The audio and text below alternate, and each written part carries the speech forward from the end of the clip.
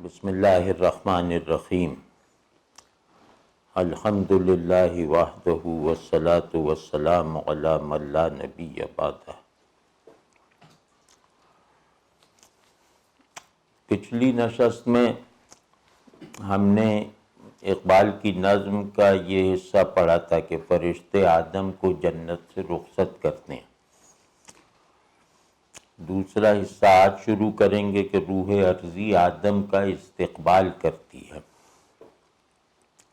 تو جو پہلے کا حصہ ہے اس کو میں تھوڑا سا نیریٹ کر دیتا ہوں کہ عطا ہوئی ہے تجھے روز و شب کی بے تابی، کہ اللہ کی طرف سے تجھے دن میں بھی بے تابی کی دولت میسر ہے اور رات میں بھی اضطراب کی نعمت تجھ سے نہیں چھنتی۔ تو اس کے کئی مطلب ہیں، یہاں روز و شب کو سمجھ لیں، جو پچھلی مرتبہ ہم بہت تفصیل میں نہیں گئے تھے۔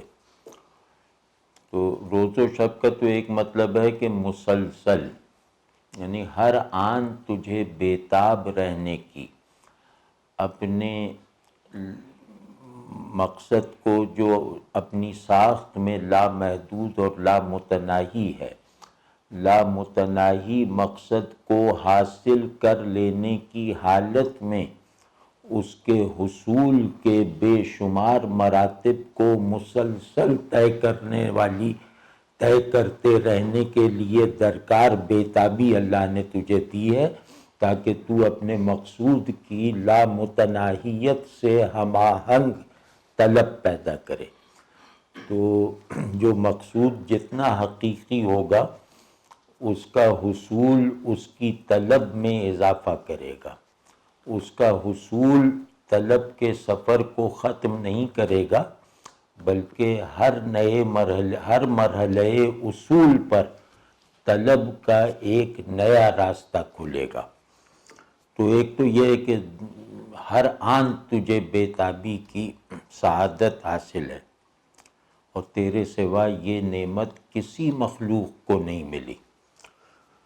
اور دوسرا اس کا اور مطلب بھی ہے، وہ یہ کہ روز و شب کو اگر ہم زمانے کے معنی میں لیں تو اللہ تعالیٰ نے وجود کی دو کیٹیگریز، دو ڈومینز، دو اقلیمیں بنائی ہیں، ایک زمان ہے اور ایک مکان ہے۔ زمان کا اصول ہستی حرکت ہے، اور مکان کا قانون وجود جو ہے وہ سکون ہے۔ وجود اپنی ایک اقلیم میں ساکن رہے گا، وہ مکان ہے، دوسری میں متحرک رہے گا، وہ زمان ہے۔ تو کہہ رہے ہیں کہ اللہ نے تجھے خاک سے پیدا کر کے مکانی سکون کا حامل بھی بنایا، لیکن وجود کے زمانی اسلوب میں بھی تجھے مرکزی کردار بنایا، یعنی وجود میں زمانی حرکت کا جو نظام چل رہا ہے وہ بھی تجھ میں پہنچ کر کمال پاتا ہے۔ تو اس حرکت اضطراری کو حرکت اختیاری بنانے پر قادر ہے۔ تو زمانے کی بے تابی اور مکانیت کا سکون دونوں تو تیرے مزاج ہستی میں اللہ نے گویا گوندھ رکھا ہے۔ ایک مطلب یہ ہوا، اور تیسرا مفہوم یہ بھی لے سکتے ہیں کہ روز و شب کو ہم علامتیں سمجھیں، کہ روز جو ہے وہ دیکھنے کا دائرہ ہے، اور رات جو ہے وہ نہ دیکھنے کا مقام ہے۔ تو یعنی روز شہود کا روز ہے، رات غیاب کی رات ہے۔ روز علم کا محل ہے، اور رات جو ہے وہ حیرت کی جگہ ہے۔ روز میں مقصود حاضر ہے، رات میں مقصود غائب ہے، یعنی غیب میں ہے۔ تو غرض علم اور وجود عشق اور عقل کی جتنی بھی حالتیں ہو سکتی ہیں، آئیڈیلی جتنے احوال ہو سکتے ہیں، وہ سب تیرے اندر متحرک، ویل ریئلائزڈ، ویل ایکچوئلائزڈ حالت میں موجود ہیں۔ یعنی زمانہ جس حرکت کا مظہر نہیں بن سکتا، اس حرکت کو تو اپنے میں سموئے ہوئے ہے۔ مکان جس سکون کو سہار نہیں سکتا، وہ اس سکون کی سہار اور برداشت اللہ نے تجھے دی ہے۔ یعنی زمانے کی حرکت ناقص ہے، وہ تجھ میں کامل ہے۔ سکون مکان میں ادھورا ہے، وہ تجھ میں پورا ہے، ٹھیک۔ اور دوسرا یہ کہ غیب ہو یا شہود، علم ہو یا حیرت، فراق ہو یا وصال، دونوں میں تو مزید کی تمنا رکھنے والا وجود ہے۔ دونوں تیری حرکت کو کم نہیں کر سکتے، دونوں تیرے مرتبے، تیرے وجود کے اندر جو مراتب کمال کو طے کر لینے کی طاقت ہے، دونوں اسے ابھارتے ہیں۔ یعنی اس کائنات وجود اور اس عالم شعور کی تشکیل میں جن تضادات کا حصہ ہے، وہ سب تضادات اپنے ظاہری امتیاز کو برقرار رکھتے ہوئے تیرے وجود میں گویا یکجان ہو گئے ہیں۔ انہوں نے تیرے وجود میں آ کر اپنے تضاداتی امتیاز کی برقراری کے ساتھ ایک وحدت اختیار کر رکھی ہے۔ وہ وحدت خیال میں بھی کار فرما ہے، عمل سے بھی ظاہر ہے، احوال میں بھی شامل ہے۔ تو یہ ہے آدم جو عالم سے بڑا ہے۔ تو مطلب یہ کہ فرشتے کہہ رہے ہیں کہ تو عالم سے بڑا ہو کر عالم میں سما جانے کی صلاحیت رکھتا ہے۔ تو جس عالم میں جا رہا ہے وہ تجھ سے چھوٹا ہے، لیکن تیرے اندر ایسی صلاحیت ہے کیونکہ تو اللہ تبارک و تعالیٰ کے نظام ظہور کا ایجنٹ ہے۔ اللہ بھی اپنا اظہار اپنے سے کمتر اور چھوٹے میں کرتا ہے، تجھے اپنا مظہر بنا کر، اپنی شان جامع کا مظہر بنا کر یہ وصف اللہ نے تجھے بھی ودیت کیا ہے کہ تو مکان سے بڑا ہو کر اس کا مکین بن سکتا ہے۔ تو یہ سب اس میں ذہن میں رہے، اس کا یہ کہ آدم کی جامعیت کیا ہوتی ہے، اور خبر نہیں کہ تو خاکی ہے یا کہ سیمابی، یعنی خاکی ہونے کے جتنے بھی تقاضے ہیں وہ سب تجھ میں پورے ہو گئے، اسی طرح سیمابی ہونے کے جتنے مطالبات ہیں وہ سب تیرے اندر تکمیل پا گئے۔ آپ سمجھیں نا، یعنی کہ سکون سے رہنے کے تمام احوال بھی تجھے حاصل ہیں، اور مضطرب رہنے کی تمام حالتیں بھی تجھے میسر ہیں، اور تیرے سوا کسی کو میسر نہیں۔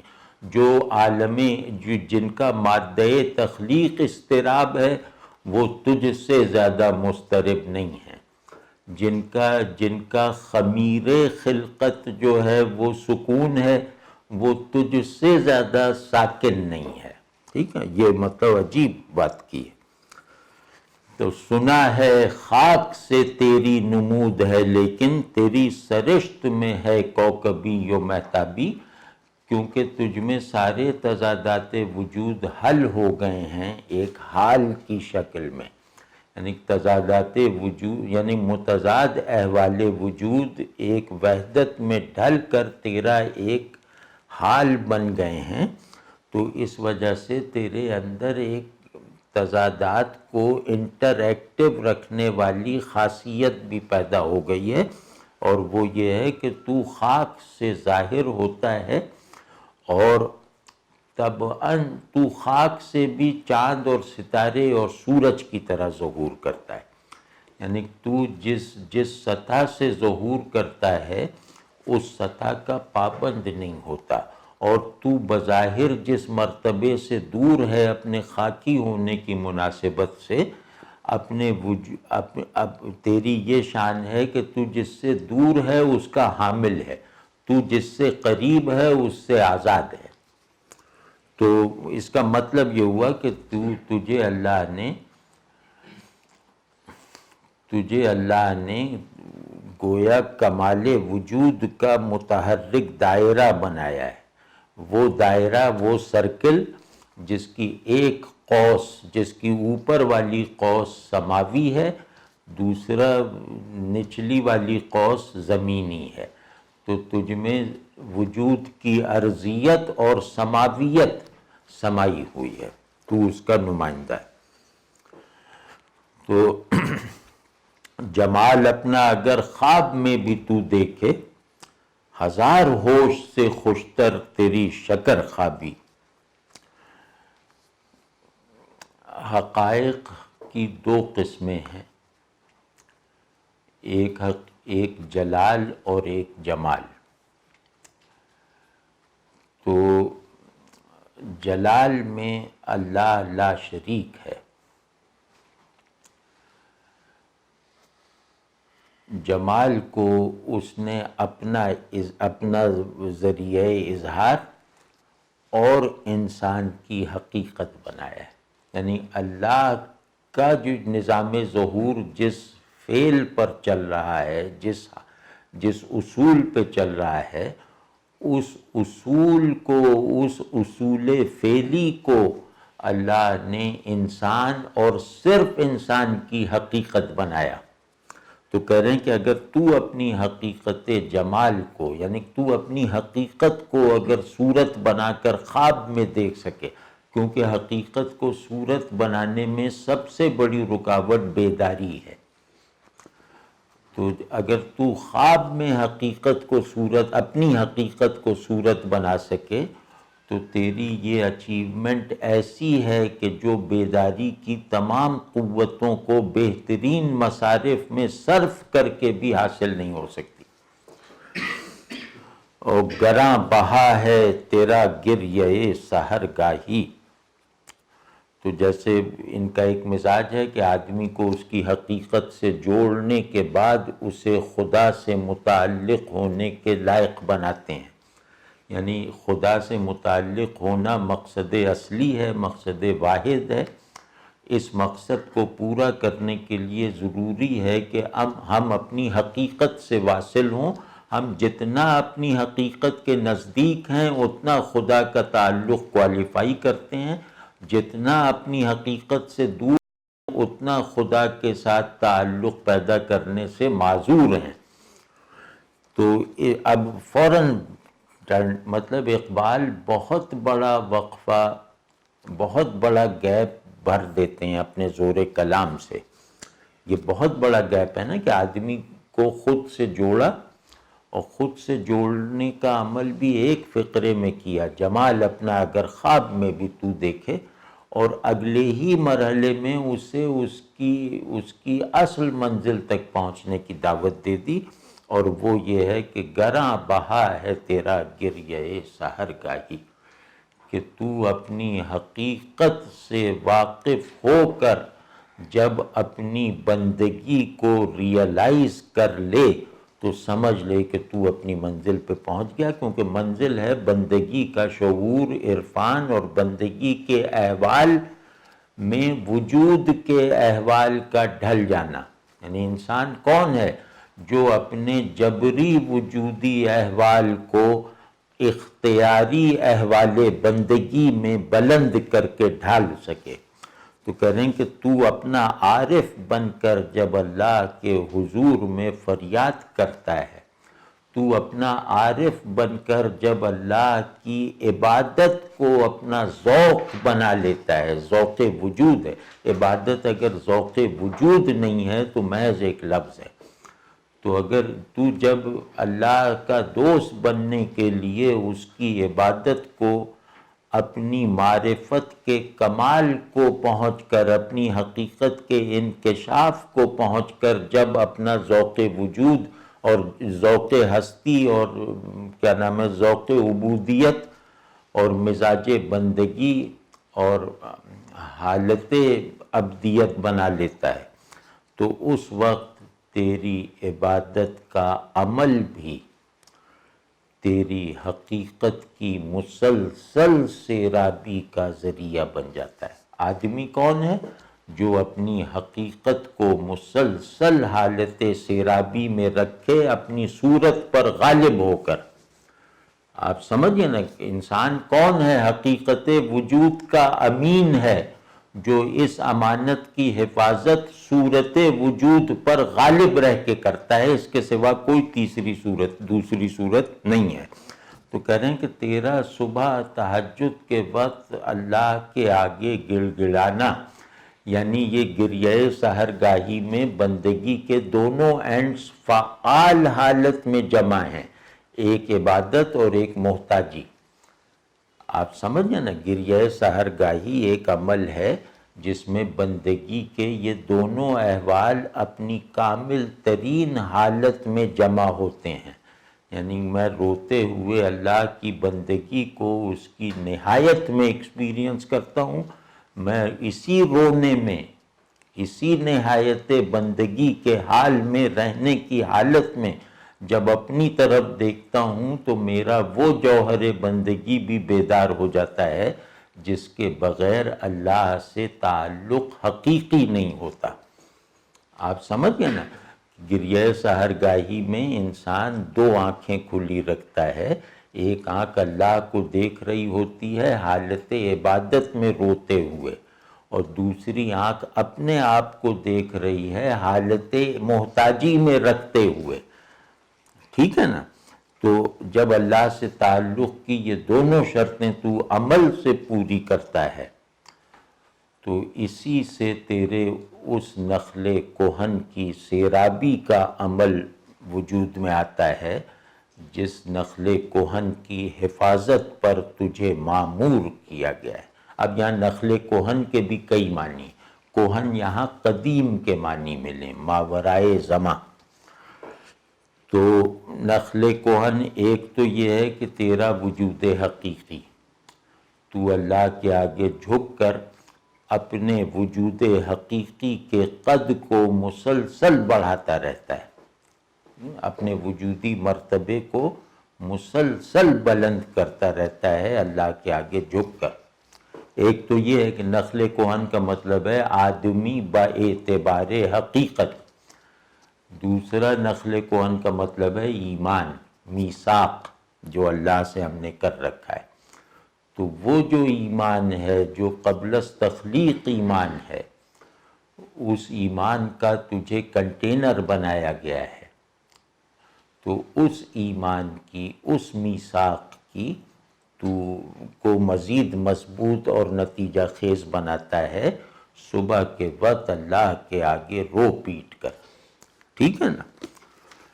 تو اور تیری نوا سے ہے بے پردہ زندگی کا ضمیر۔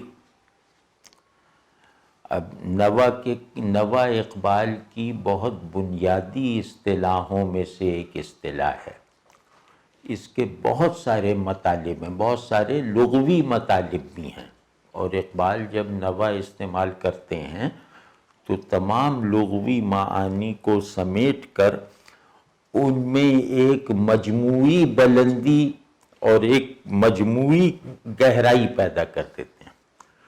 تو اقبال کی قدرت کلام کا یہ حال ہے کہ لفظ لنگڑا ہو تو یہ اسے ایتھلیٹ بنا دیتے ہیں،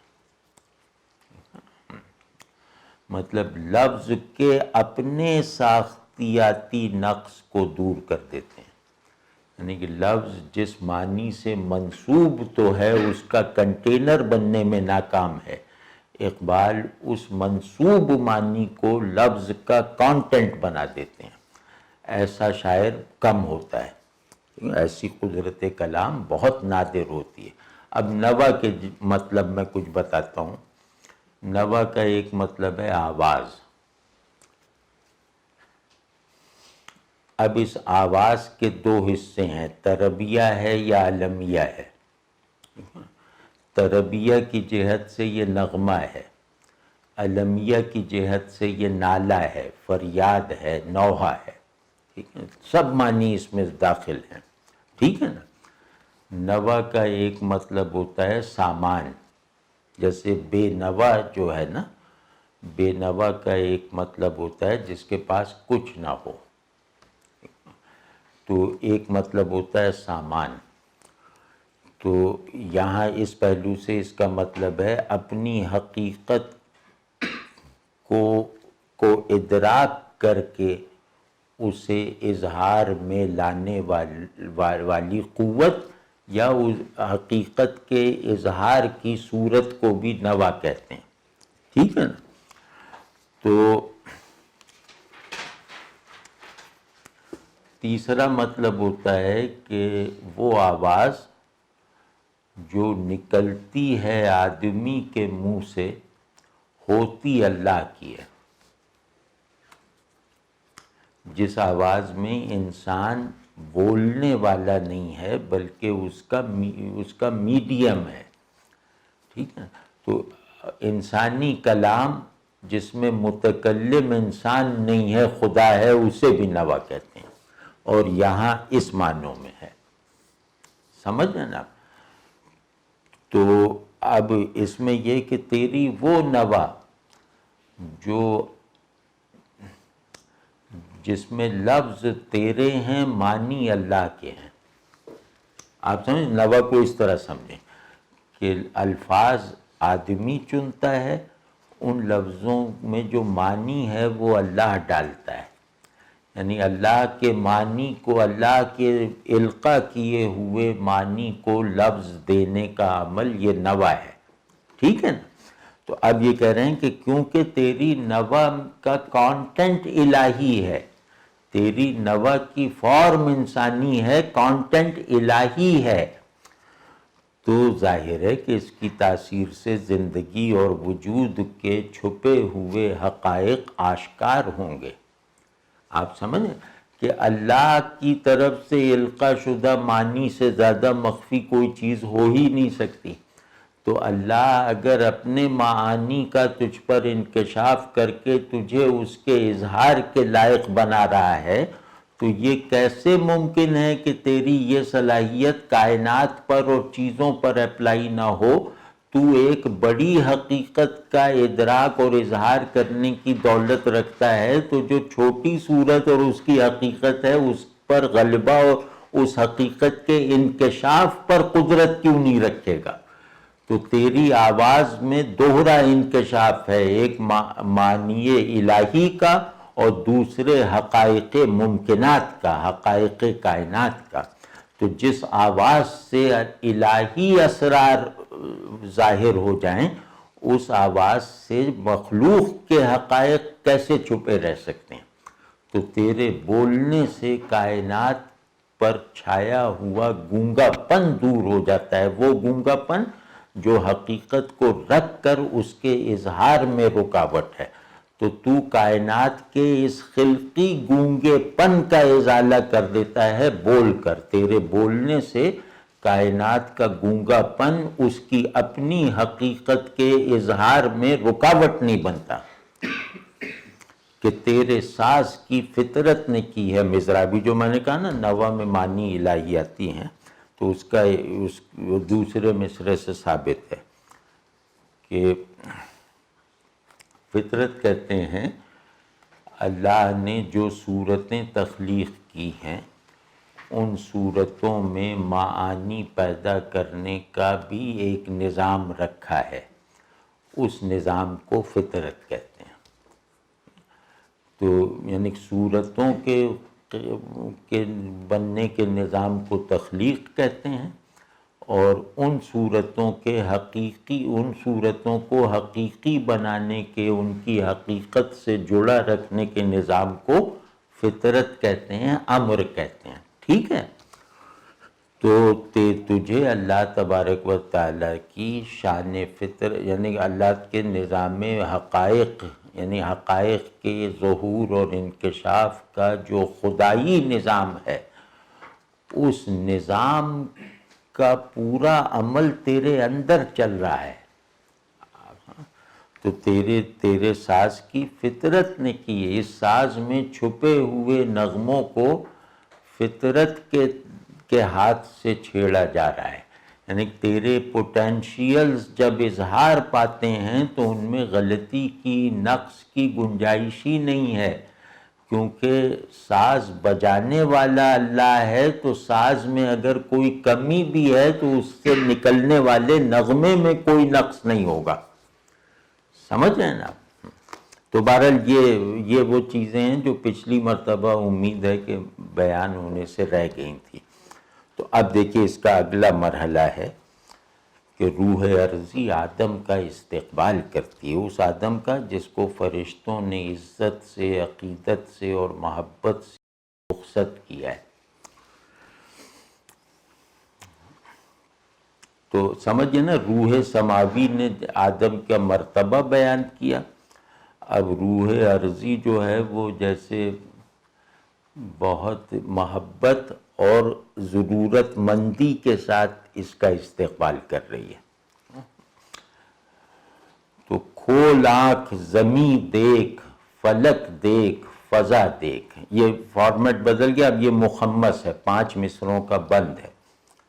کھول آنکھ زمیں دیکھ، فلک دیکھ، فضا دیکھ، مشرق سے ابھرتے ہوئے سورج کو ذرا دیکھ، اس جلوے بے پردہ کو پردوں میں چھپا دیکھ، ایام جدائی کے ستم دیکھ، جفا دیکھ، بے تاب نہ ہو مارکے بیم و رجا دیکھ۔ تو کیونکہ زمین جو ہے وہ آدم کے لیے بالکل نیا ماحول ہے، تو یہاں جاری کچھ قوانین کا، جیسے کچھ قوانین روح ارضی تعلیم کر رہی ہے آدم کو، کیونکہ آدم بلندیوں سے بنا ہوا ہے، تو پستیوں میں رہنے کے لیے کچھ چیزیں اسے روح ارضی سے سیکھنی پڑ رہی ہیں، ٹھیک ہے نا؟ تو وہ اب روح ارضی اسے سکھا رہی ہے کہ تو اپنے مرتبے سے بہت ہی نچلے مرتبے پر اپنی بلندی کو مینٹین کیے رکھنے کے لیے اتارا گیا ہے، تو میں تیری خدمت میں چند نکات عرض کر رہی ہوں جن کا تو خیال کر لے، تو تجھے یہاں رہنے میں وہ وحشت محسوس نہیں ہوگی جو وحشت تیرے پوٹینشیلز کے اظہار میں رکاوٹ بن سکتی ہے، تجھے اپنی حقیقی ذمہ داری سے غافل کر سکتی ہے۔ تو یہ مدد کر رہی ہے روح ارضی کہ کیونکہ تیری آنکھوں نے جنت میں دید کی تربیت پائی ہے، اب ایک بالکل مختلف منظر ہے، تو اس منظر پر جنت میں سیکھی ہوئی بینائی سے پیدا ہونے والے ذوق کی وجہ سے اپنی آنکھیں نہ بند کر، یہ منظر جنت کے مقابلے میں بہت حقیر سہی مگر تیری توجہ کا مستحق ہے۔ تو کہہ رہے ہیں کھول آنکھ زمیں دیکھ، فلک دیکھ، فضا دیکھ، یعنی زمین کو بھی دیکھ، دوسری انتہا یعنی آسمان کو بھی دیکھ، اور ان دونوں کے درمیانی اسپیس کو بھی دیکھ کہ مشرق سے ابھرتے ہوئے سورج کو ذرا دیکھ۔ یہ کمال کا کنٹراسٹ پیدا کیا ہے کہ جنت کا سورج یعنی آدم زمین میں غروب ہو رہا ہے، مطلب منظر ہے، جمالیاتی منظر بتا رہا ہوں، معنی نہیں ہے یہ، مطلب ایک انسیڈ منظر ہے کہ جنت سے سورج اترا، زمین اس کا مغرب ہے، جنت اس کا مشرق ہے۔ اس سے کنٹراسٹ پیدا کیا ہے کہ مشرق سے یہاں صرف ڈوبنا نہیں ہے، یہاں ابھرنا بھی ہے۔ تو اپنے ڈوبنے سے مایوس نہ ہو، اس سے کمزور نہ پڑ، یہاں دیکھ کہ یہاں سورج، تو بڑا سورج صحیح لیکن ایک سورج اور بھی ہے جو یہاں سے ابھرتا ہے، تو جنت صرف سورج کا مغرب نہیں ہے، سورج کا مشرق بھی ہے۔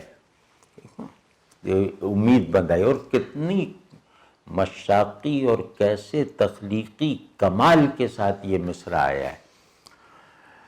تو مشرق سے ابھرتے ہوئے سورج کو ذرا دیکھ، اور اس جلوے بے پردہ کو پردوں میں چھپا دیکھ، یا اس نہ پڑھنا چاہیے، اس جلوے بے پردہ کو پردوں میں چھپا دیکھ، کہ جس جلوے بے پردہ کو دیکھنے کا تو جنت میں عادی تھا، یعنی حق کا جلوہ، جنت جلوہ گاہ حق ہے، تو حق کے حضور میں، حق کی دید میں رہا، تو اب حق کا وہ ظہور جو تو دیکھتا آیا ہے، ظہور وہی ہے، مگر وہاں پردے کے بغیر تھا، یہاں پردوں میں ہے۔ یعنی یہ نہ سمجھ کہ جنت دنیا ظہور حق سے خالی خلا ہے، وہی ظہور حق دنیا کا بھی حاکم اور دنیا کا بھی سب کچھ ہے، لیکن فرق صرف سچویشن اور انداز ظہور میں ہے۔ وہ انداز ظہور وہاں بے پردگی کے ساتھ تھا، یہاں پردہ داری کے ساتھ ہے، جلوہ ایک ہی ہے۔ تو ایام جدائی کے ستم دیکھ، جفا دیکھ، کیونکہ تو اللہ سے تعلق میں نشاتیہ کیفیات میں رہا کرتا تھا، احوال وصال میں رہتا تھا، تو اس وجہ سے تیرا جو اللہ سے تعلق کا ایک گوشہ ان نوٹسڈ رہ گیا تھا، تو دنیا میں بھی تجھے اس لیے بھیجا گیا ہے کہ تو اللہ کے تعلق کو اس کی کلیت کے ساتھ قبول کر اور اپنے آپ کو اس قابل بنا۔ تو اللہ سے آدھا تعلق وصال کا ہے، دید کا ہے، اور بقیہ نصف جو ہے وہ فراق کا ہے اور غیاب کا ہے۔ تو تجھے تعلق کے اگلے مرحلے میں ترقی دینے کے لیے زمین پر اتارا گیا ہے، ٹھیک ہے؟ اب وہاں تو نے وصال کے مزے لے لیے، یہاں فراق کا ستم جھیل اور جفا دیکھ، یعنی اللہ سے تعلق تسکین بھی ہے، اللہ سے تعلق اضطراب بھی ہے۔ تو جسے اللہ سے تعلق مضطرب نہیں کرتا، اس کی تسکین کافی نہیں ہے اللہ سے تعلق کو اچھی طرح برقرار رکھنے میں۔ تو زمین پہ اس لیے بھیجا گیا ہے کہ اللہ کے تعلق کو کوالیفائی کر لے، اور اس تعلق کے بعض ضروری ترین احوال جو جنت کے ماحول میں حاصل نہیں ہو سکتے تھے، وہ تجھے زمین پر اتر کے حاصل ہو جائیں گے، ٹھیک ہے؟ واضح ہے نا؟ تو بےتاب نہ ہو مارے کہے بیم و رجا دیکھ، کہ پریشان، یہاں بےتاب کا مطلب ہے پریشان ہونا، وحشت زدہ ہونا۔ وہ جو اگلی پچھلی جو نظم ہے اس کی بےتابی والا بےتاب نہیں ہے یہ، وہاں بےتابی تو ایک شرف ہے، یہاں بےتاب بس پریشان اور وحشت زدہ کے معنی میں ہے، کہ زمین پہ اتر کر پریشان نہ ہو، بلکہ یہاں جو بیم و رجا، خوف اور امید کا جو معرکہ گرم ہے، اس کا مشاہدہ کر اور اس کا حصہ بن۔ تو بیم و رجا آپ سمجھتے ہیں نا، جنت مقام رجا ہے، وہاں امید ہی امید ہے، لیکن دنیا کیونکہ مقام فراق ہے، تو یہاں خوف بھی اتنا ہی حقیقی اور ضروری ہے جتنا کہ امید۔ واضح نا؟ کیونکہ جنت، دنیا کیا ہے؟ یا تو جہنم میں لے جانے کا راستہ یا جنت میں داخلے کا پیسج، تو یہ بیم و رجا کا گھر ہے نا۔ تو یہاں ہر کمال اعتباری ہے اور ہر نقص اختیاری ہے۔ تو ہیں تیرے تصرف میں یہ بادل، یہ گھٹائیں، یہ گنبد افلاک، یہ خاموش فضائیں، یہ کوہ، یہ صحرا، یہ سمندر، یہ ہوائیں، تھیں پیش نظر کل تو فرشتوں کی ادائیں، آئی نئے ایام میں آج اپنی ادا دیکھ۔ اب پہلے وحشت دور کی، جو طبیعت میں ایک فوری وحشت پیدا ہوئی تھی، اور یہ وحشت کا جو بڑا سبب تھا یہ کہ یہاں خدا کے حضور میں کیسے رہوں گا، یہاں تو خدا بالکل ہی غیاب میں ہے، یہ بھی ایک وجہ وحشت تھی۔ تو خدا کے حوالے سے پیدا ہونے والی پریشانی کا ازالہ کیا پہلے بند میں. اب یہ کہ میں جنت میں ہر چیز پر جیسے ایک تصرف رکھتا تھا کہ جو چاہتا تھا وہ ہو جاتا تھا. تو میرا یہ تصرف، میرا یہ مرتبہ زمین پہ کیسے برقرار رہے گا؟ دوسری فکر یہ ہے. اب دوسری فکر اپنے حوالے سے ہے، تو اس کا بھی روح عرضی ازالہ کر رہی ہے کہ اس کائنات میں، اس زمین میں جو کچھ بھی ہے وہ تیرے زیر تصرف ہے. تو جس چیز کو جیسا چاہے بنا سکتا ہے، جیسا چاہے سمجھ سکتا ہے. کیوں؟ کیونکہ تو حقیقت الحقائق کو دیکھنے کا تجربہ رکھتا ہے. تیرا وہ تجربہ کائنات میں مدفون اور مخفی حقائق کو ابھارنے کے لیے کام آئے گا. تو جو صورت کی حقیقت کو کھوج کر صورت کو اس کی حقیقت کی مطابقت میں رہنے پر مجبور کر سکتا ہے، اس سے بڑا تصرف کیا ہوگا؟ کہنے تجھے یہاں یہ تصرف حاصل ہے. تو اور یہ کہ جنت میں تو فرشتوں کو دیکھتا تھا، یعنی حق کے جمیل اور نورانی مظاہر کو دیکھتا تھا، اور بالکل بے عیب موجودات کو دیکھنے کا عادی تھا، جن کا حسن بھی کامل، جن کی پاکیزگی بھی مکمل. تو وہ تو سمجھتا تھا کہ یہ گویا فرشتوں کو دیکھنا میری آنکھوں کے لیے ایک مقصد کو پا لینے کے برابر ہے. تو یہ بھی جنت میں بھی تجھے اپنے بارے میں وہ معرفت نہیں حاصل تھی جو زمین پر آ کر اب تجھے اپنی معرفت حاصل ہوگی. یعنی جس طرح اللہ سے تعلق جنت میں کامل نہیں تھا، زمین پہ آ کے مکمل ہوگا، اسی طرح اپنا شعور بھی جنت میں ناقص تھا، وہ زمین پہ اتر کے کامل ہوگا. یہ تو ذہن میں رکھ. تو اب کل تک تو فرشتوں کو دیکھ دیکھ کے خوش ہوتا تھا، تو لیکن تیری نظر جنت میں اپنی طرف نہیں تھی. جنت میں سب سے بڑی محرومی کیا تھی؟ اپنی معرفت. کیونکہ جنت سیلف لیسلی گزار رہا تھا نا، اپنی طرف توجہ ہی نہیں تھی.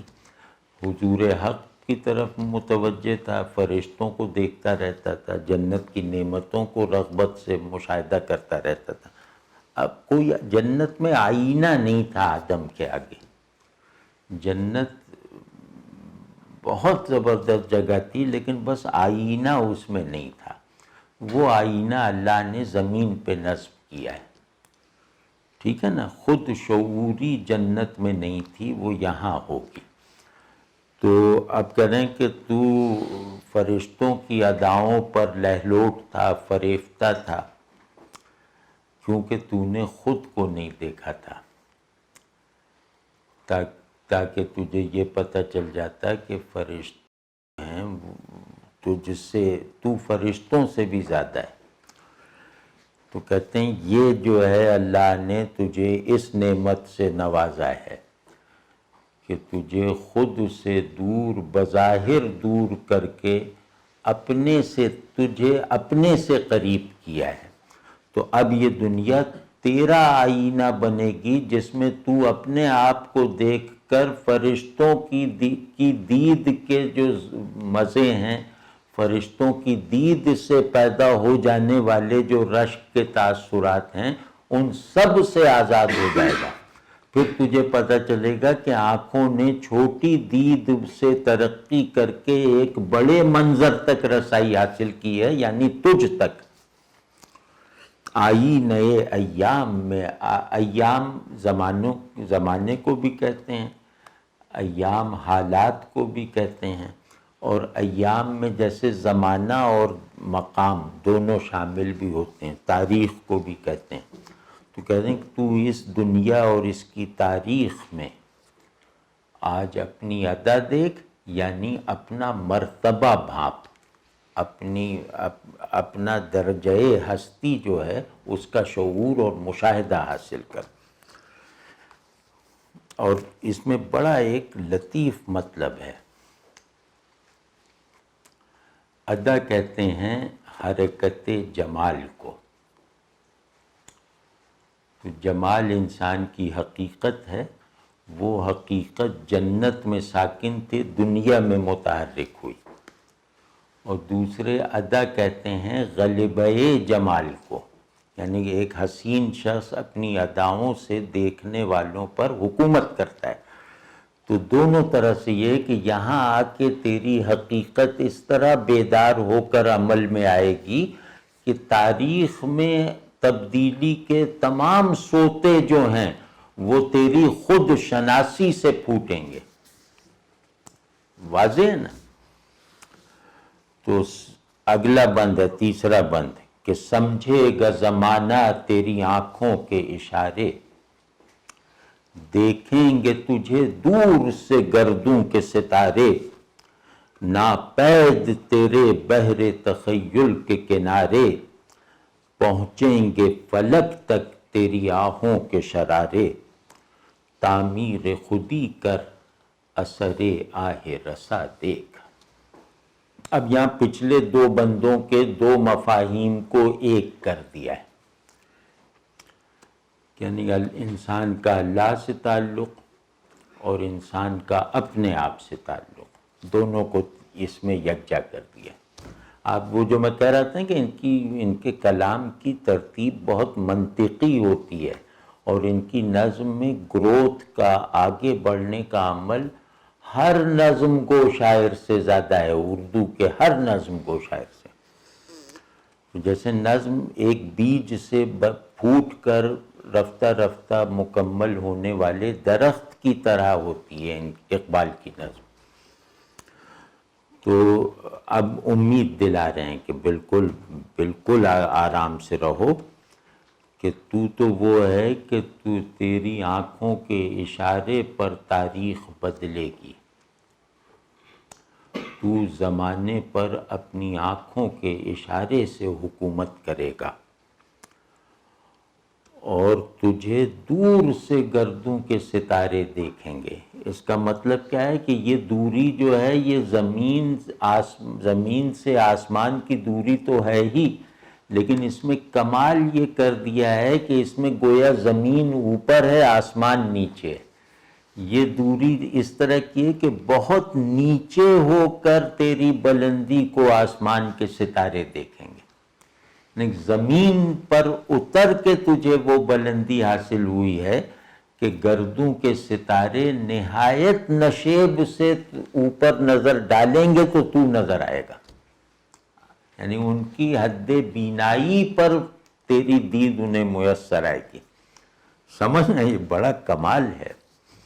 اور ناپید تیرے بحر تخیل کے کنارے، کہ تجھے اللہ نے ایسی عقلی اور تخلیقی صلاحیت دی ہے. اب اس کو ہم لفظ میں بتا رہے ہیں کہ تیرے تخیل کے سمندر کے کنارے وجود ہی نہیں رکھتے، یہ بے کراں سمندر ہے. تو پہنچیں گے فلک تک تیری آہوں کے شرارے، کہ یہاں جیسے جنت میں تیرا وظیفہ تھا واہ کہنا، دنیا میں تجھے آہ کہنے کی ذمہ داری دی گئی ہے. تو واہ، صرف واہ میں بندگی کامل نہیں ہے جب تک آہ نہ ہو. تو جنت میں تجھے وجود کامل بنایا گیا تھا، اور دوزخ میں تجھے ہدایت کا مظہر بنا کے بھیجا گیا ہے. تو ہدایت میں ترقی آہ سے ہوتی ہے، فطرت میں عروج واہ سے حاصل ہوتا ہے. تو وہ واہ کا مرحلہ تو نے تمام کر لیا، اب آہ کی منزلیں سر کر. یہ ابھی کھولتا ہوں اس کو. تو اس میں جو ہے یہ جو تیسرا اور چوتھا مصرع ہے، اس میں دو چیزیں بس ذرا کھولنی چاہیے، تھوڑا گہرائی میں سمجھنی چاہیے. ایک بحر تخیل کیا ہے، اور آہوں کے شرارے کسے کہا ہے. تو یہ ابھی اگر 5-10 منٹ کا وقفہ دیں تو یہ جو تخیل ہے نا، جس کو میں کہہ رہا ہوں کہ یہ اسٹریس ورڈ ہے، اسے سمجھنے پر دار و مدار ہے اس بند کے فہم کا۔ تخیل اور آہ، مطلب اس بند میں یہ ہے کہ تخیل اور آہ یہ زمین پر آدم کی ذمہ داری ہے کہ تخیل کو کام میں رکھے اور آہ کے عمل اور حال کو رکنے نہ دے۔ تو اب اس پہلو سے دیکھتے ہیں کہ تخیل کسے کہتے ہیں۔ انسانی ذہن جو ہے وہ صورت اور معنی کے پولز میں کام کرتا ہے۔ تو مطلب یہ اس کے مستقل، جیسے کہ ذہن ایک سیارہ ہے، اس کے قطبین ہیں معنی اور صورت۔ تو معنی اور صورت کو جہاں یہ ایک دوسرے سے متعلق کر لیتا ہے اس کے نتیجے کو علم کہتے ہیں، ٹھیک ہے نا؟ تو اب اس شعور کے اس ماحول کو دیکھ کر، شعور کی دنیا کے اس نظام کو نظر میں رکھتے ہوئے اب دیکھیں کہ ذہن کبھی معنی کو صورت دیتا ہے، اپنے اندر موجود معنی کو صورت دیتا ہے، اور کبھی باہر موجود صورت کو اپنے ذہن میں موجود معنی دے کر اس باہر موجود صورت کو صورت کے ہی پیمانے پر زیادہ مکمل بناتا ہے۔ تیسرا طریقہ یہ ہے کہ وہ چیزوں سے، باہر موجود صورت سے حاصل ہو جانے والے معنی کی تکمیل اپنے ذہن میں موجود معنی کو اس سے مربوط کر کے اس میں داخل کر کے کرتا ہے، یعنی وہ صورت سے حاصل ہونے والے معنی کو مکمل کرتا ہے، ٹھیک ہے نا؟ تو غرض اس طرح کہ وہ کام صورت اور معنی کے مستقل پولز میں رہتے ہوئے کرتا ہے۔ تو کبھی تخیل کو کام میں لاتا ہے، کبھی تعقل کو کام میں لاتا ہے، کبھی توہم کو، کبھی تفکر کو، کبھی تصور کو۔ یہ ذہن کی مختلف فیکلٹیز ہیں جو صورت اور معنی سے بننے والی دنیا میں اسے کام میں لگائے رکھتی ہیں۔ تو معنی کو مطلب یہ کہ یوں کہیں کہ معنی کی تکمیل کی ارج کو شعور جو ہے وہ وہم سے پوری کرتا ہے، یعنی شعور چیزوں سے حاصل ہو جانے والے معنی کی تکمیل کا عمل، انہیں بھی زیادہ مکمل کر دینے کا عمل جس قوت سے کرتا ہے اسے وہم کہتے ہیں۔ اسی طرح ذہن حاصل ہو جانے والی مشاہدے کے نتیجے میں، یعنی ذہن فکر کے نتیجے میں حاصل ہونے والے معنی کو بھی مکمل کرتا ہے وہم کے ذریعے سے۔ ذہن تعقل کے نتیجے میں حاصل ہو جانے والے معانی کو مکمل کرتا ہے تفکر کے نتیجے میں۔ اس کو مکمل کرنے کے لیے تعقل سے حاصل ہونے والے معنی کیا ہیں کہ جو معنی ایک صورت سے اخذ کیے جائیں اور تمام صورتوں پر وارد کر دیے جائیں، یہ تعقل سے حاصل ہونے والے معنی ہیں۔ تو اس معنی کی، یہ معنی مشترک ہے، اس معنی میں بھی تکمیل کا عمل ذہن کرتا ہے، اور وہ عمل اپنی جس قوت سے کرتا ہے اس قوت کو تفکر کہتے ہیں۔ تفکر کا مطلب ہوتا ہے کہ جو مجھے معلوم ہے، یعنی معنی کی سطح پر جو مجھے معلوم ہے اسے میں ذریعہ بناؤں نامعلوم کو سمجھنے میں، یعنی معلوم کا علم نامعلوم کی معرفت کا ذریعہ اور سبب بن جائے، اس خواہش کو آدمی پوری کرتا ہے قوت تفکر سے، ٹھیک ہے نا؟ اسی میں تخیل ہے کہ دیکھی ہوئی صورت کو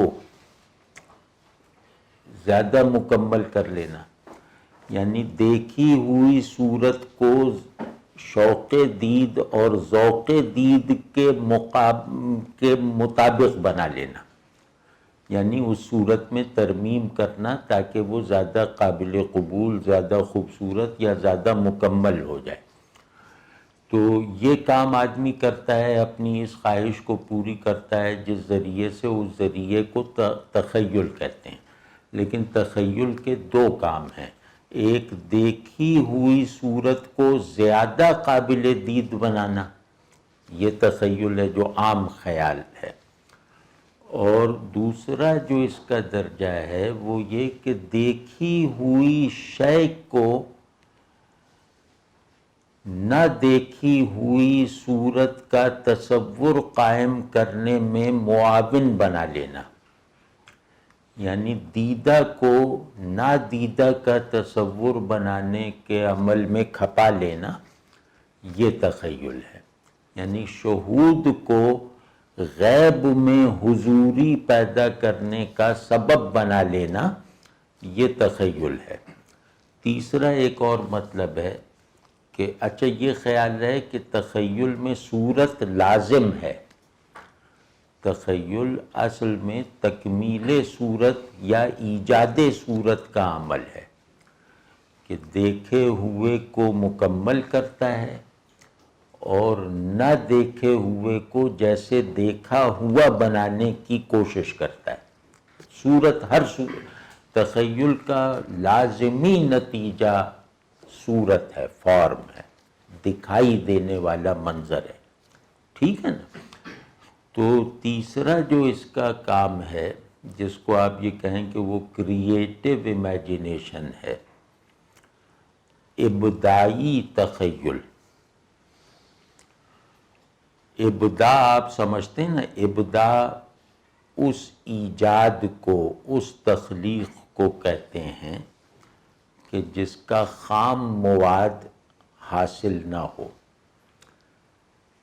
جیسے مٹی اور پانی سے جسم بنانا تخلیق ہے، لیکن زمانے کو کریٹ کرنا تخلیق نہیں ہے، ابداع ہے۔ تو صورت بنانا کچھ پہلے سے موجود اجزاء کی مدد سے، یہ کیا نام ہے، تخلیق ہے۔ لیکن ذہن میں موجود معنی کو فارم بنا دینا کسی پیشگی خام مال کے بغیر، اس کو ابداع کہتے ہیں۔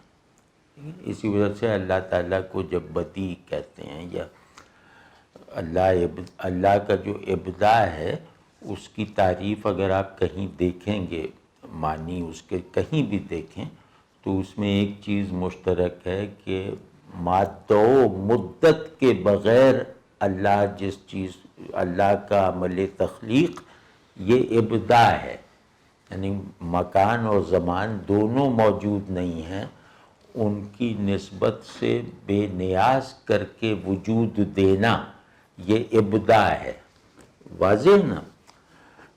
تو ابداعی تخیل وہ ہوتا ہے کہ جس کا خام مواد موجود نہیں ہوتا، مطلب وہ کسی دیکھی ہوئی صورت کی پروسیسنگ نہیں ہوتا، یعنی ایک صورت سے دوسری صورت ڈھالنے کا روٹین والا تخیلی عمل نہیں ہوتا، بلکہ وہ ذہن میں موجود مجرد معنی کو صورت دینے کا عمل ہوتا ہے۔ تو وہ صورت وجود نہیں رکھتی، وجود میں لائی جاتی ہے، ٹھیک ہے نا؟ اس کو کہتے ہیں ابداعی تخیل، یہ تخیل کا منتہا ہے، واضح نا؟ یعنی معنی کو صورت دینا اندیکھے کو دیکھا ہوا بنانا، اندیکھے کو دیکھنے حد دید میں لانے کی کوشش کے نتیجے میں ایسی فارمز پیدا کرنا جو فارمز ذہن کے باہر کہیں نہیں پائی جاتی۔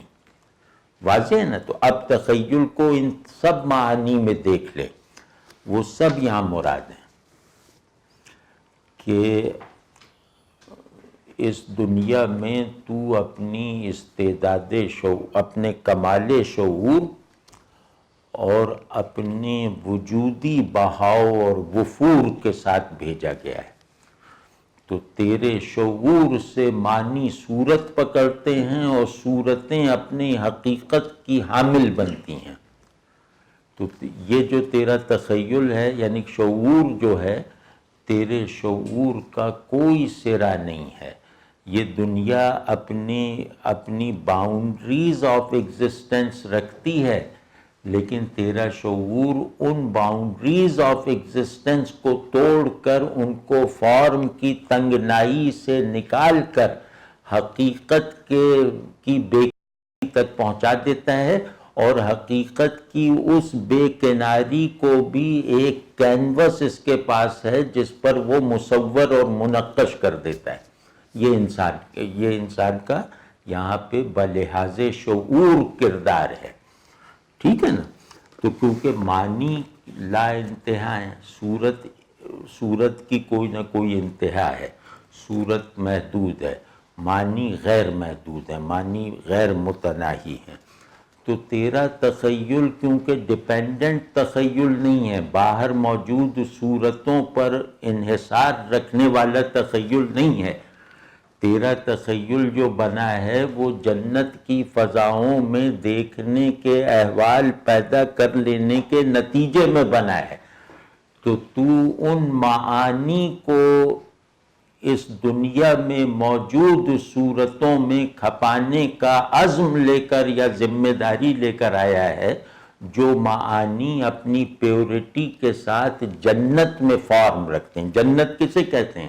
جہاں معنی اپنی پیورٹی کے ساتھ صاحب صورت بن جائیں، یعنی معنی مصور ہو جائیں، جہاں پر وہاں کا ہر آبجیکٹ جو ہے وہ معنی اور صورت میں مساوات رکھنے والا وجود ہے، ٹھیک ہے نا؟ جہاں معنی اور صورت میں امتیاز نہیں ہے وہ جنت ہے، جہاں امتیاز ہے وہ دنیا ہے، ٹھیک ہے نا؟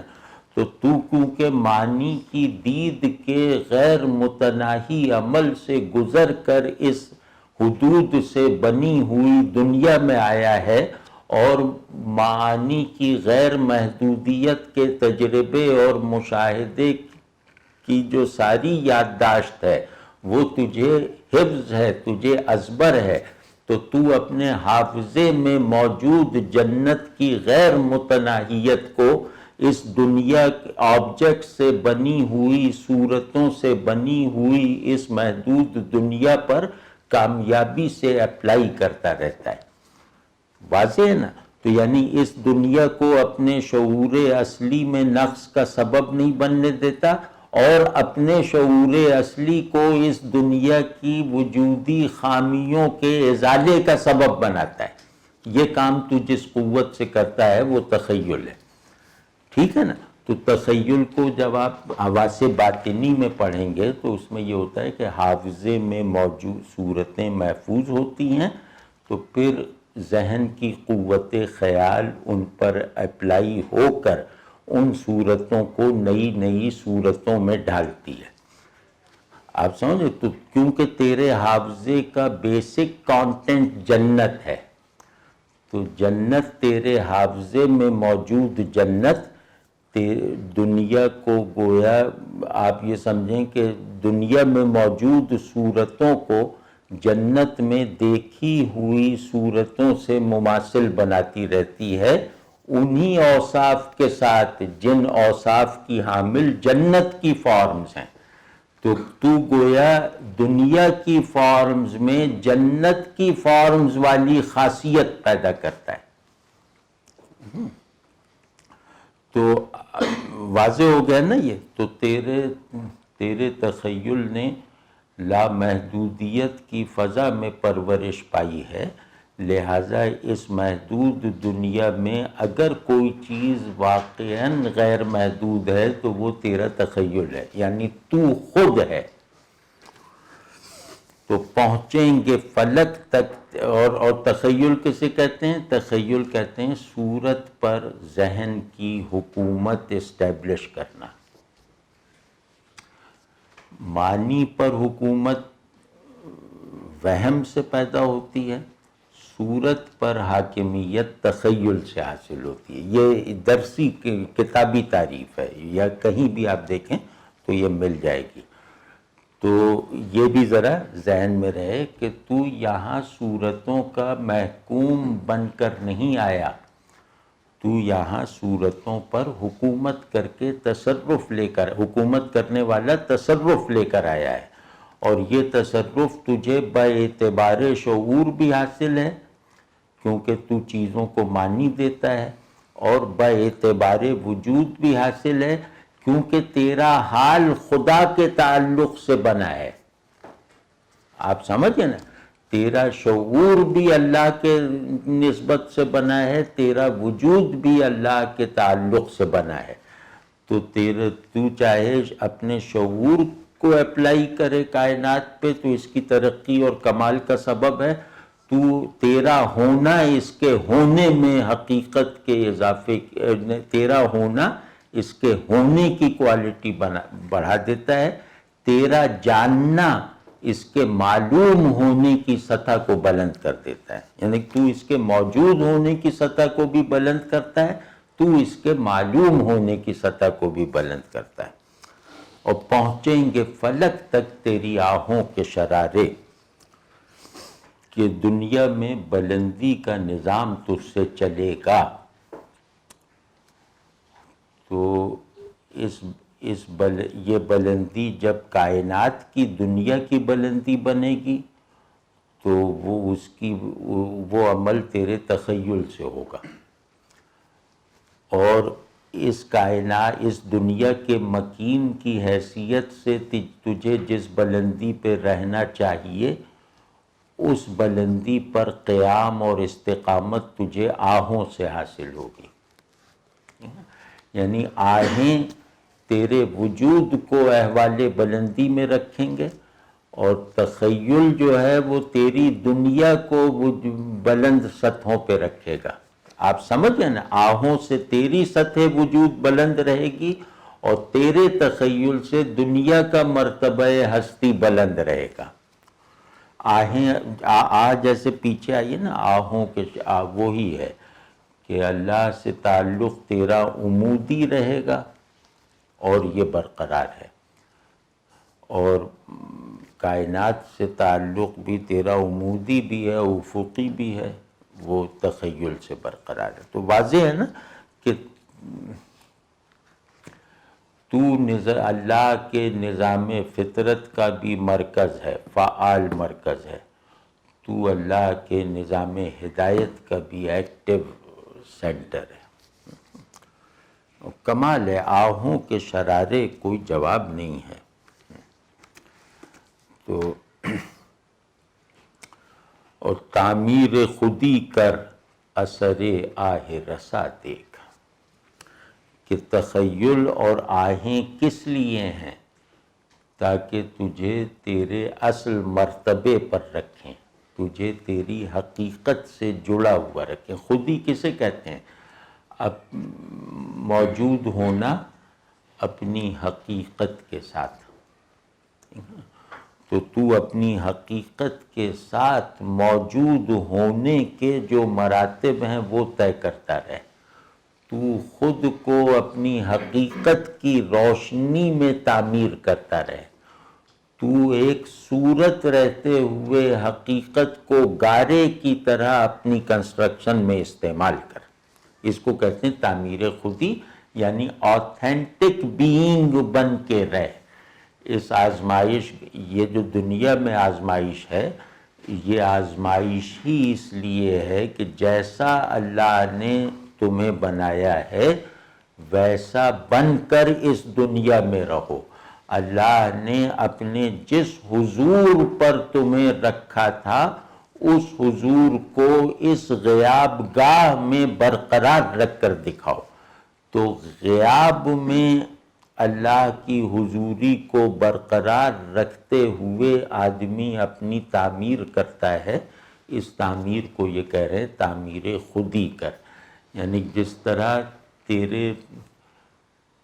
تو جس کا ہے اس کا کوئی انت نہیں، تو جس کا کوئی انت نہیں ہے اس سے متعلق رکھنے کے لیے بھی ایک بے انتی کی حاجت ہے نا، تو تیری خودی میں بھی ایک غیر متناہی پن ہے، لہٰذا اس کی تعمیر میں جو اگلی گنجائشیں ہیں اس کی طرف سے کبھی غافل نہ ہو۔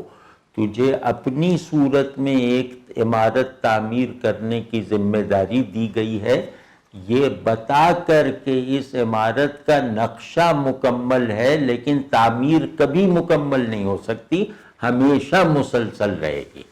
تو تعمیر خودی کر، یعنی بندگی کے نقشے کے مطابق اپنے آپ کو تعمیر کرتے رہنے کی حالت میں رہ، اور اثر آہ رسا دیکھ۔ سبحان اللہ سبحان اللہ، کہ خودی کی تعمیر کا مطلب ہے بندگی میں کمال حاصل کرنا، بندگی میں صداقت حاصل کرنا۔ خودی کی تعمیر کا اس کے سوا نہ کوئی مقصد ہے، نہ اس کے سوا کوئی ذریعہ ہے۔ آدمی بندگی کی قوت ہی سے خودی کا شعور حاصل کرتا ہے، اور بندگی ہی کی طاقت سے خودی میں تکمیل کی حرکت کو جاری رکھتا ہے۔ تو آہ رسا جو ہے وہ بندگی کی حالت کمال ہے، کہ بندگی کے کمال پر رہنے میں کمپرومائز نہ کر، اللہ کے ساتھ اپنے تعلق میں کوئی رخنہ نہ آنے دے، اس کے تسلسل کو روح بکمال حالت میں ہمیشہ جاری رکھ، تو تیری خودی کی تعمیر ہو جائے گی۔ ٹھیک ہے نا؟ تو اس میں بہت اچھی طرح جوڑا ہے کہ جتنا جتنا خودی میں بلند ہوتا جائے گا آدمی، اتنا اتنا اللہ سے نزدیک ہوتا جائے گا۔ اب آپ سمجھیں نا کہ اللہ سے نزدیکی کی علامت ہی یہ ہے کہ خودی میں اضافہ اور بلندی کا عمل جاری رکھو۔ اللہ کی طرف لے جانے والا ہر راستہ اپنے ہر قدم پر تمہیں اپنی حقیقت سے واصل رکھتا ہے۔ اپنی حقیقت سے واصل ہو جانے والی حرکت کو معطل کر کے کوئی شخص بھی خدا تک نہیں پہنچ سکتا۔ ٹھیک؟ تو اثر آہ رسا دیکھ۔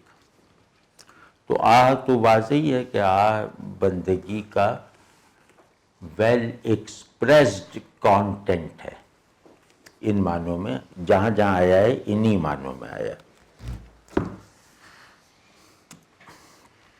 خورشید جہاں تاب، اگلا بند ہے، اب دو بند ہیں اس میں۔ خورشید جہاں تاب کی ضو تیرے شرر میں، آباد ہے ایک تازہ جہاں تیرے ہنر میں، جچتے نہیں بخشے ہوئے فردوس نظر میں، جنت تیری پنہاں ہے تیرے خون جگر میں، اے پے کرے گل کوشش پے ہم کی جزا دیکھ۔ اب ایک نئی معرفت کا حصول ہو رہا ہے روح ارضی کی زبان سے، کہ یہاں اس بند میں آدم کو یہ باور کروایا جا رہا ہے کہ تم صرف زمینی موجودات سے افضل نہیں ہو، بلکہ جنت میں بھی جو تم تھے تمہارا وجودی مرتبہ اس سے بھی بڑھ کر ہے، یعنی تمہاری وجودی سطح عرضی وجود سے بلند تر تو ہے ہی، تمہارے بہشتی وجود سے بھی زیادہ تھی، جس کا تم ادراک نہ جنت میں کر سکے، جس کا ادراک تم جنت میں نہ کر سکے، اس کا ادراک تم زمین پہ اتر کے کرو گے۔ یعنی زمین پہ بھیجنے کا ایک مقصد یہ ہے کہ تم اپنے وجود کی اس عظمت کا بھی ادراک اور مشاہدہ کر لو جس کا ادراک تمہیں جنت میں رہتے ہوئے نہیں ہوا، کیونکہ جنت میں تمہاری نظر خود کو دیکھنے کی تربیت نہیں رکھتی تھی۔ آپ سمجھیں؟ تو اس میں یہ آپ بتا رہے ہیں، دیکھیں مرتبہ کیسے خورشید جہاں تاب کی ضو تیرے شرر میں، کہ تیری ایک چنگاری گویا دنیا کو روشن کر دینے والے سورج کی کرن ہے۔ وہ شرر آہوں کے شرارے سے بھی جوڑ کے دیکھ لیجیے گا، کیونکہ تیرے شرر میں اللہ کے قرب کا نور بھی شامل ہے۔ تو خورشید جہاں تاب چاہے جتنا بھی روشن ہو، اس کی سب روشنی تیری ایک چنگاری میں سمائی ہوئی ہے، اور آباد ہے ایک تازہ جہاں تیرے ہنر میں، اور تیری صلاحیت، تیرا ہنر، تیری قوت ایسی ہے کہ وہ اس دنیا سے بہتر دنیا بنا سکتی ہے۔ مطلب یہ کہ اللہ نے تجھے یہ ہنر دیا ہے کہ تو فطرت کے کارخانے میں ڈھلنے والے جہانوں سے بہتر دنیایں بنا سکتا ہے۔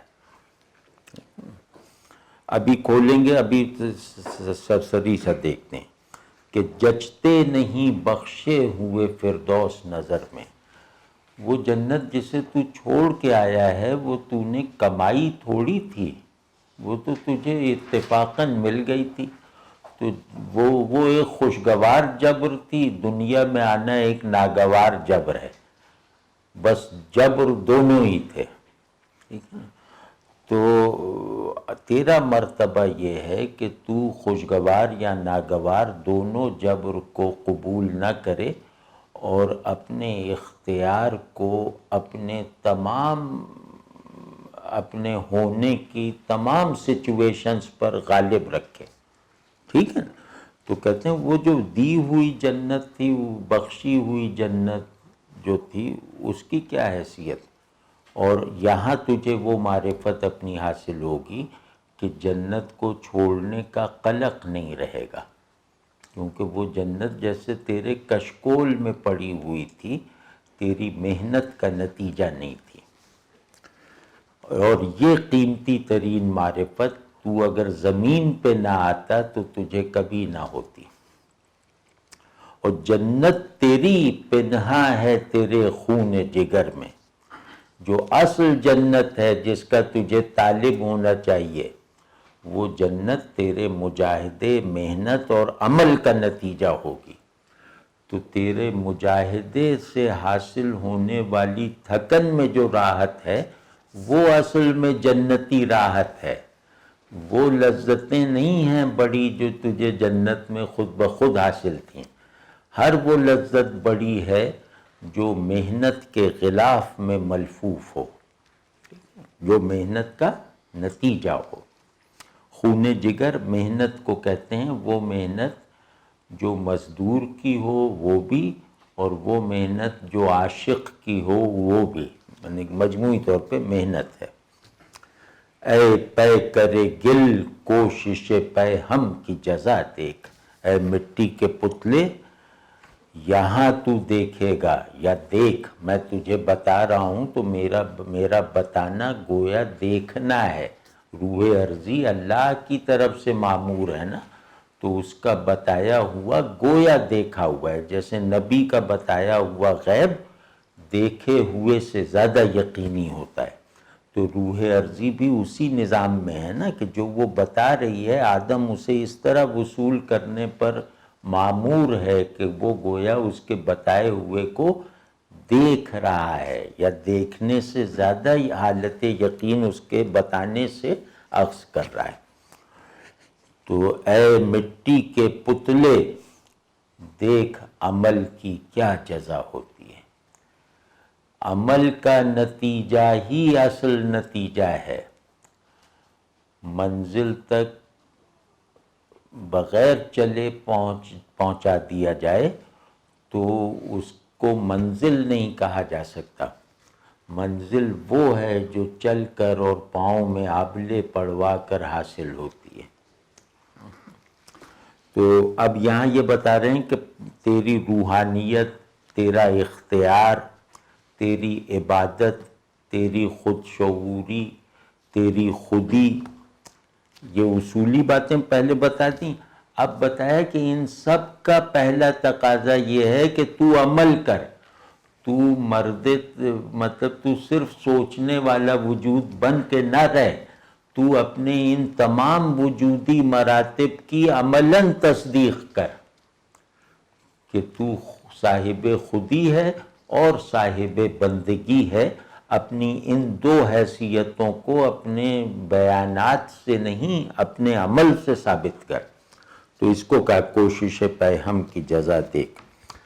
تو دوسرے یہ کہ یہ بھی بتایا کہ یہ دنیا دارالامتحان ہے.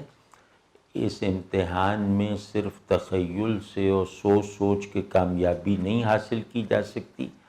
یہاں امتحان میں کامیابی کے لیے عمل کرنا، اثباتی اور سلبی عمل کرنا ضروری ہے. کچھ چیزوں سے موافقت کرنے میں محنت کرنی ہے، کچھ چیزوں سے لڑنے میں مجاہدہ کرنا ہے. یہ کرو گے تو پھر اپنے مقصود کو حاصل کرنے کا راستہ پاؤ گے.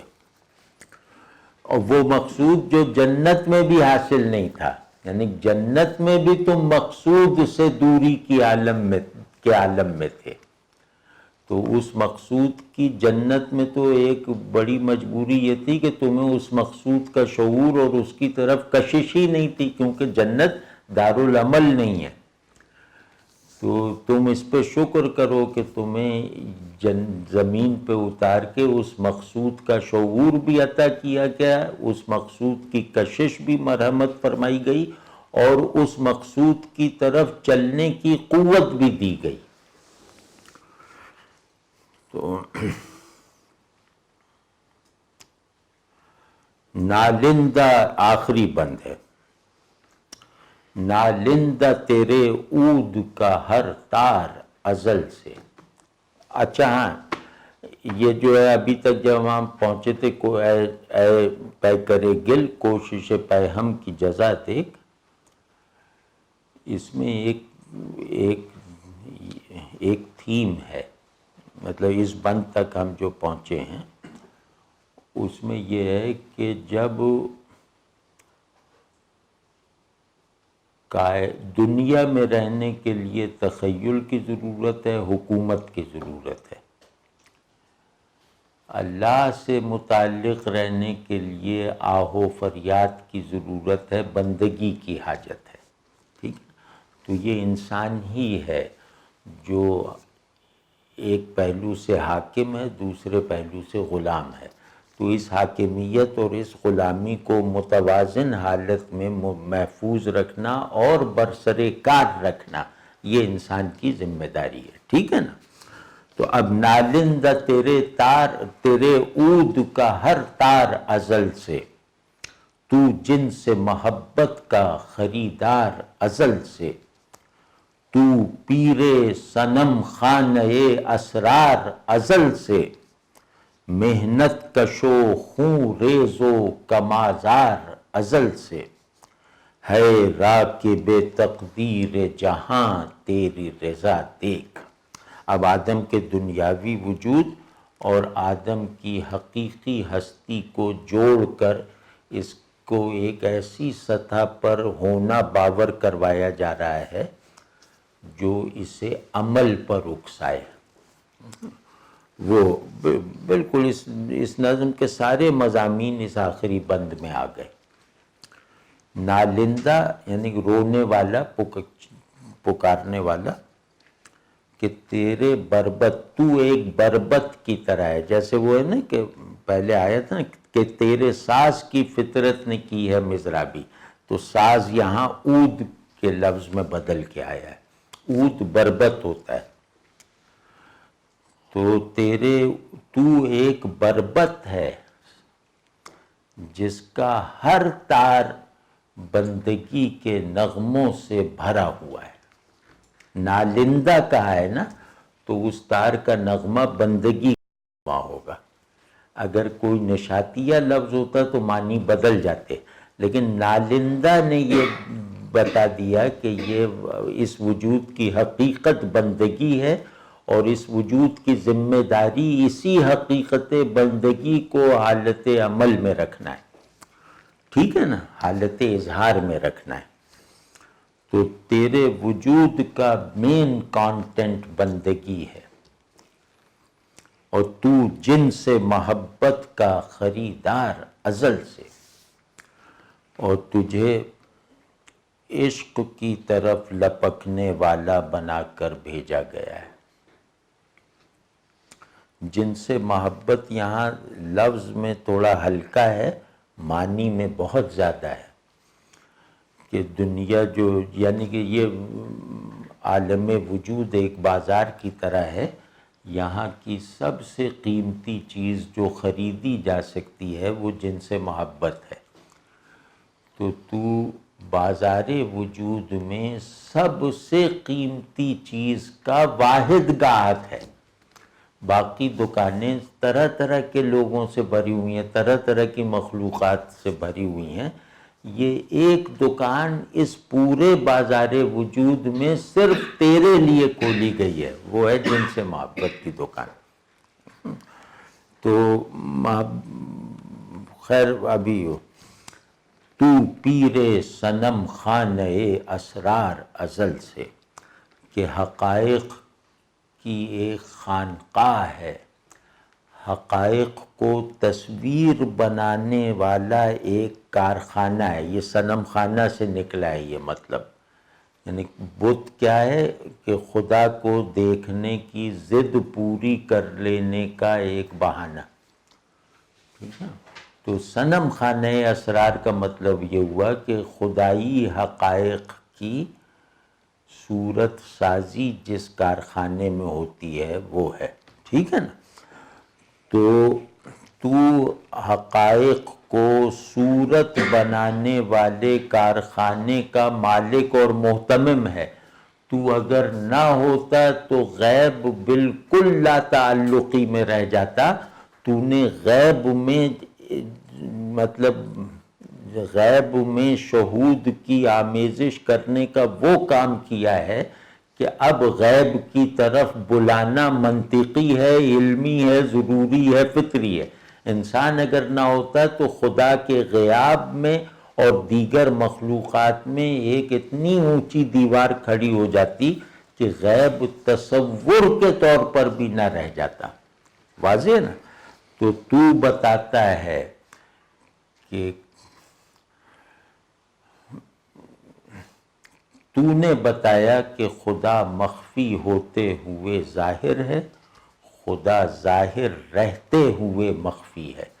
یہ پیراڈاکس تجھ سے کھلا ہے، اور جس پر بھی کھلا ہے تیری تعلیم کی بدولت کھلا ہے. واضح ہے نا یہ. اور محنت کش و خون ریز و کمازار ازل سے، کہ تو محنت کرنے والا ہے، یعنی مجاہدہ کرنے والا ہے اللہ کو خوش کرنے کے لیے. تو قتال کرنے والا ہے اللہ کو راضی کرنے کے لیے، یعنی کہ محنت کش تو صوفی ہے ہمیشہ سے، خوریز تو مجاہد ہے ہمیشہ سے، کم آزار تو اچھا، مطلب تو با اخلاق ہے، تو با مروت ہے ازل سے. تو یہ کئی چیزیں جمع کرنی مطلب مسلم نفسیات کی، کہ وہ محنت کرے یعنی اپنے نفس سے جہاد کرے، وہ خونریزی کرے یعنی اللہ کے لیے دوسروں سے قتال کرنے والا، اور کم آزار یعنی انسان کے اجتماعی وجود کو جس اخلاق اور مروت کی ضرورت ہے وہ مروت بھی اس میں رکھی گئی ہے. تو کم آزار، بامروت، خونریز مجاہد، اور محنت کش صوفی یعنی تزکیے میں مشغول صوفی. تو تجھ میں صوفی، مجاہد اور وہ ایک با اخلاق اور با مروت وجود اکٹھا ہے. اور ہے راکب تقدیر جہاں تیری رضا دیکھ. تو میں یہ صرف یہ اوصاف کہیں کتاب میں لکھنے کے لیے نہیں بتا رہا، بلکہ یہ اوصاف اس لیے بتائے ہیں کہ تو یہ سمجھ لے کہ تاریخ کے گھوڑے کی لگامیں تیرے ہاتھ میں ہیں. یعنی یہ دنیا وہی بنے گی جو تو چاہے گا. اب تیری رضا منفی سمت میں ہے تو دنیا منفی رخ پہ جائے گی، تیری رضا مثبت جہت میں ہے تو دنیا مثبت طریقے سے تعمیر ہوگی. مطلب یہ دنیا وہی بنے گی جو تو چاہے گا. اب یہاں ازل کا مطلب ہے قبل تخلیق، یعنی اللہ نے تیرا یہ مرتبہ تجھے بنانے سے پہلے تجھے سونپ رکھا ہے. تو اس مرتبے پر کا حامل وجود اللہ نے بنانا چاہا تو تجھے بنایا. تو اب یہ جو ہے نا، ابھی آخری بند میں جیسے ٹکڑے ہیں جو الگ الگ پورے معنی دیتے ہیں، کہ پہلا مصرع اس کا یہ نالندہ تیرے کہ تو نے بندگی کو جذبہ عشق بنایا، تو جن سے محبت کا خریدار ازل سے. تو یہ اسی کی ایکسٹینشن ہے کہ تو جن سے محبت کا خریدار، یعنی تجھے تیری بندگی عشق ہے. اس عشق کا ایک کام اللہ سے تعلق میں سچا رہنا ہے، اس عشق کا دوسرا کام مخلوق سے تعلق میں مفید رہنا ہے. اور حقائق کی معرفت یا حقائق کا ظہور تیری ہی وجہ سے، تیری ہی ذات سے، تیری ہی تعلیم کے مطابق ہوا ہے. اور تو حق کے ساتھ جڑ کر اللہ کو اپنی منزل بنا کر اپنے نفس میں اللہ کے تعلق میں رکاوٹ بن جانے والی چیزوں کو محنت سے دور کرتا ہے. تو اپنے باہر کی دنیا میں حق کے غلبے کو چیلنج کرنے والی قوتوں کو ڈھیر کرتا ہے، اور تو حق کی اساس پر کھڑے ہو کر حق کو پورا انفسی اور آفاقی تعلق کا نظام بنانے کا ایجنٹ ہے. آپ سمجھیں، یہ سب الگ الگ خوبیاں بھی ہیں جو بندگی کے دھاگے میں پروئی ہوئی ہیں، جو خودی کی سلک میں پروئی ہوئی ہیں. اور ہے راکب تقدیر جہاں تیری رضا. تو یہ جناب ہو گیا. اور یہ اپنے اپنے طور پہ بھی پڑھ کے دیکھ لیجئے گا، ہو سکتا ہے کہ پڑھنے کے نتیجے میں کچھ اور نکات ہاتھ آئیں.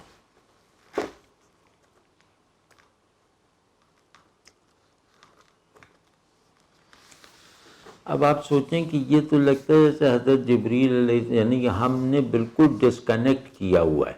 اب یہ آدمی کے بارے میں جو کچھ بتا رہے ہیں تو ہم بالکل حیرت سے سن رہے ہیں کہ اچھا آدمی یہ ہوتا ہے.